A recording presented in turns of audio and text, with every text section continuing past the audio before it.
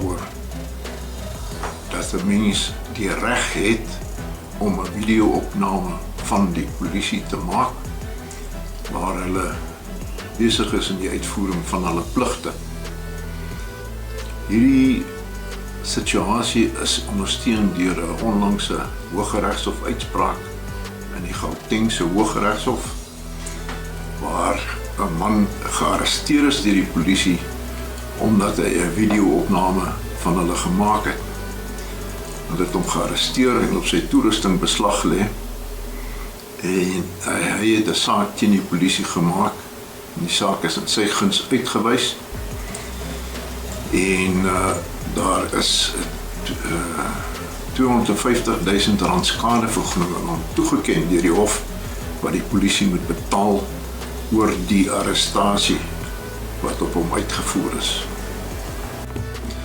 Elke persoon het die reg in terme van ons handves op menseregte om 'n video-opname te maak van die polisie wanneer hulle besig is in die uitvoering van hulle pligte in die openbaar. Jy mag so 'n video-opname maak solank jy net nie die polisie in die uitvoering van hulle pligte hinder of steur of hulle verhoed om hulle pligte uit te voer nie. Indien jy in 'n padblokkade waar die polisie hou gestop word, kan jy 'n video-opname maak van die polisie se optrede en jy pleeg nie 'n misdryf wanneer jy dit doen nie. Jy is ten volle geregtig om so 'n video-opname te maak, solank as jy net nie die polisie verander in die uitvoering van hulle pligte nie. Wat gebeur indien jy 'n video-opname maak van die polisie wat besig is met die uitvoering van hulle pligte en die polisie sou vir jou dreig oordat jy 'n video-opname maak of jou arresteer as gevolg daarvan? Wie is reg en wie is verkeerd?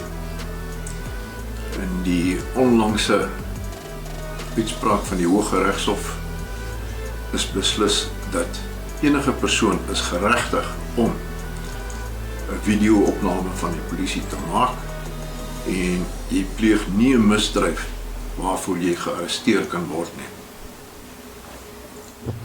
In die uitspraak van die Hooggeregshofsaak van Jacobs versus the Police, Minister of Police and others, het die Hooggeregshof bevestig dat jy pleeg nie 'n misdryf indien jy 'n video van die polisie maak nie.